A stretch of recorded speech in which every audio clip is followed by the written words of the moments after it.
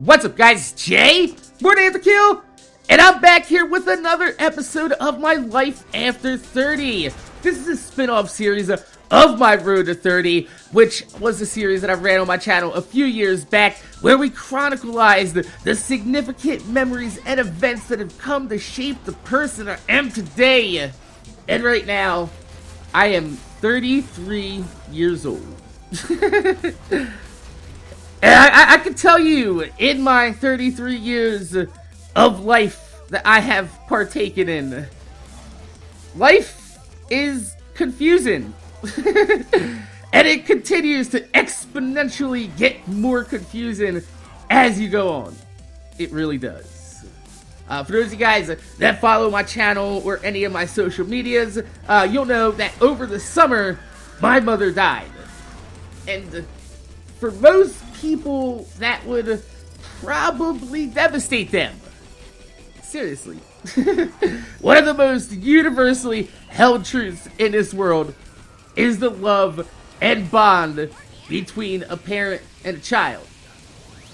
Now, I've been estranged from my family for the better half of... what's it? It's been like... almost 20 fucking years. Damn! Yeah, 20 years I've been estranged from my family.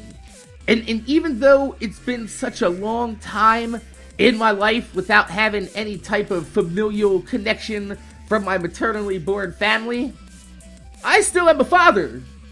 Don't forget about that. I have an awesome son.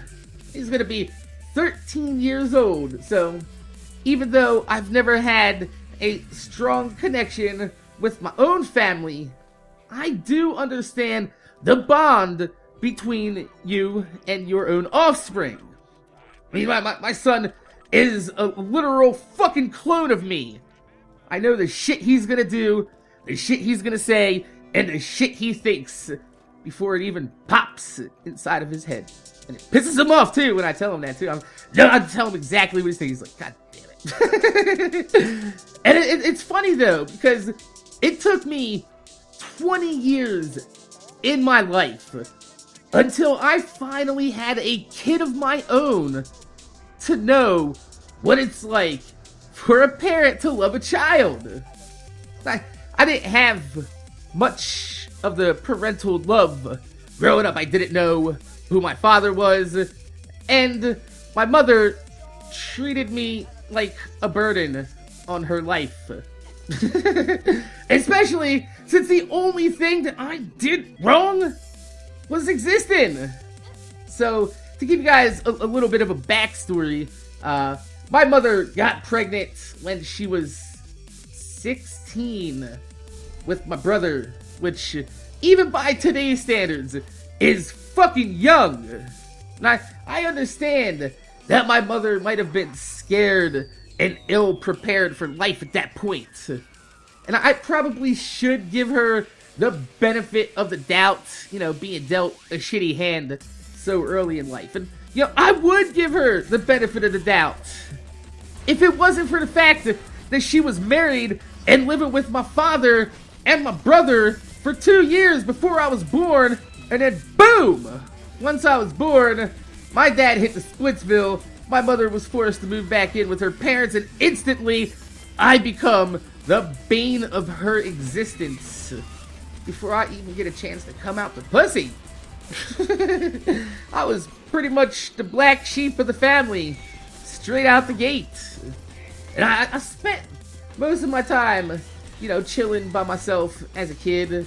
Most of the time, was fighting with my brother. My brother would kick the shit out of me as a kid, and if it wasn't my brother kicking the shit out of me, then it was usually my mom getting drunk, fucked up, and, you know, kicking not just my ass, but my brother's ass on a pretty regular basis. And, you know, such was life until I reached the age where people couldn't hit me no more, and she couldn't stop me.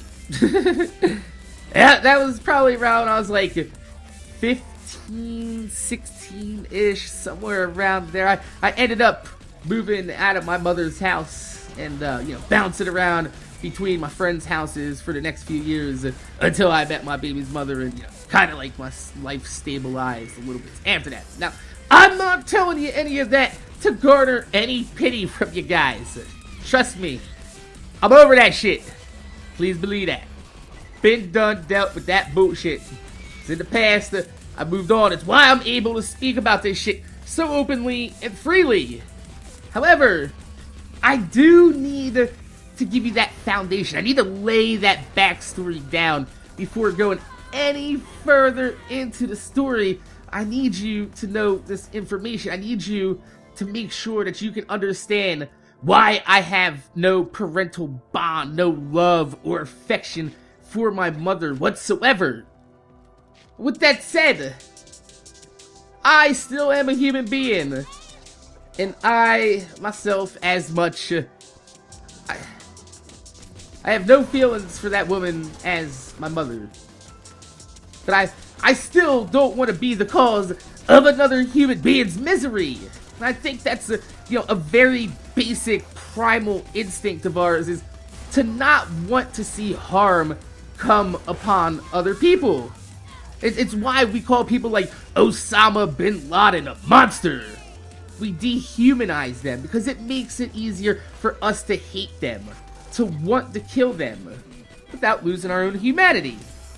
Because whether we like it or not, we're programmed to ensure our survival as a species and not just individuals. However, when my mother died, it felt like an extreme burden was lifted off my shoulders. It's like a sigh of relief. It's just like, ah. Not just knowing that somebody who's physically and emotionally abused me my entire childhood could no longer cause me any stress in my life anymore. But also, my mother was a very heavy drinker and a very, very heavy user of prescription medication, specifically opiate-based pills like Percocets and Oxycontins for the last 10 years or so. It was just a matter of time that I was gonna get the call that she was dead. Like I said, I've made peace with that a long time ago. That's why I didn't have to deal with any grief of losing my mother when she died. I already dealt with that a long ass time ago. It's just playing the waiting game, and it's sad to say that, but if you've ever known anyone hardcore hooked on drugs, eventually there's a breaking point where you just gotta cut someone loose and say, you are toxic to my life and my own personal well-being, and I can't have you in my life anymore. You cut them off, knowing that the next time you hear from them, they're gonna be either hitting rock bottom or dead. That's a harsh reality to deal with. Like I said, that's a harsh reality that I've dealt with a long ass time ago, well before I started my YouTube channel up.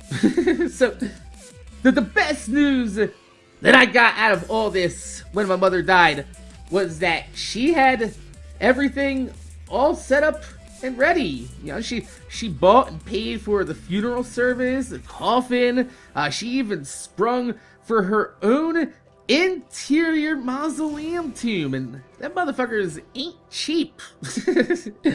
And it's funny because when I found that out, immediately I thought back to the days when we would get in fights and she was hitting me, and I would always just look her straight up dead in the eye and be like, bitch, you better pay for your funeral, because when you die, you're getting a pine box in the city cemetery.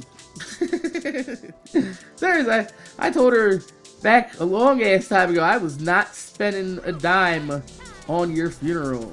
If you don't pay for your own shit, you're either getting a pauper's burial from the city, or we just gonna toss your ass in the backyard and bury you next to the dog.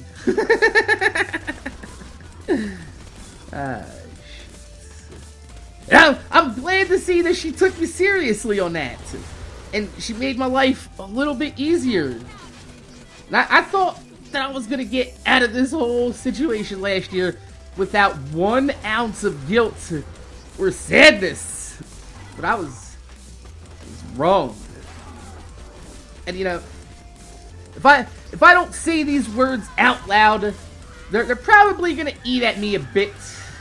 And I guess sharing it with you guys on my YouTube channel, letting you guys see, you know, a terrible side of me. You guys are always like, oh, Mac, you're such a great guy.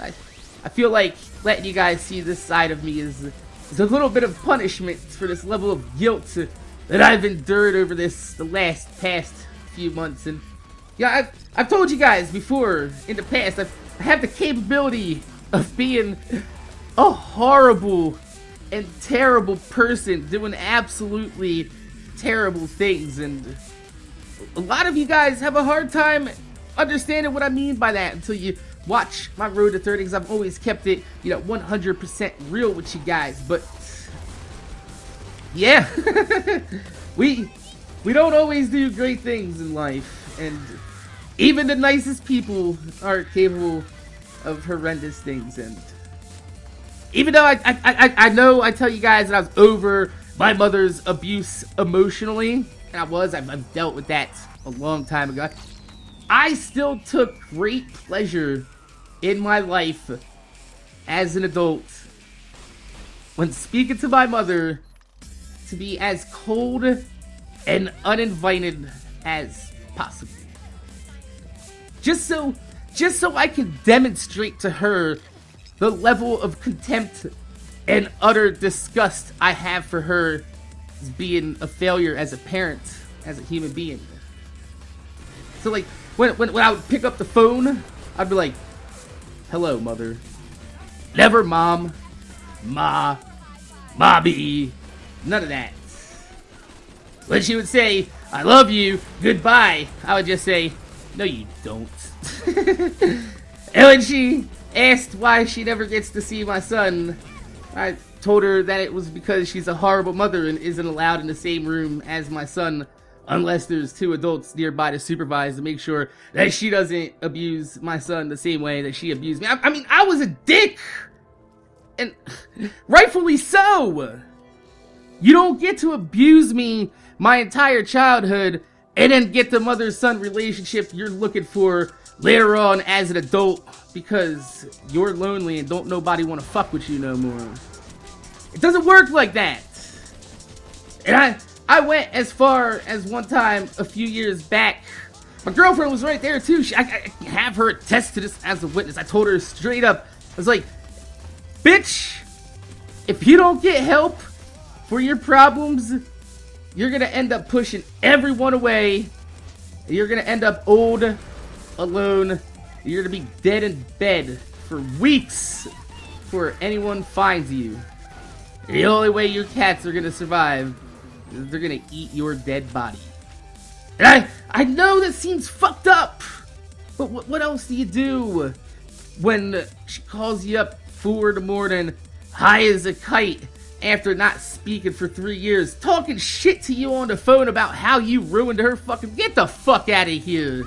I have no guilt for any of that. However, imagine my surprise when I find that when my mom died, she was dead in her house alone for 3 weeks before anyone found her.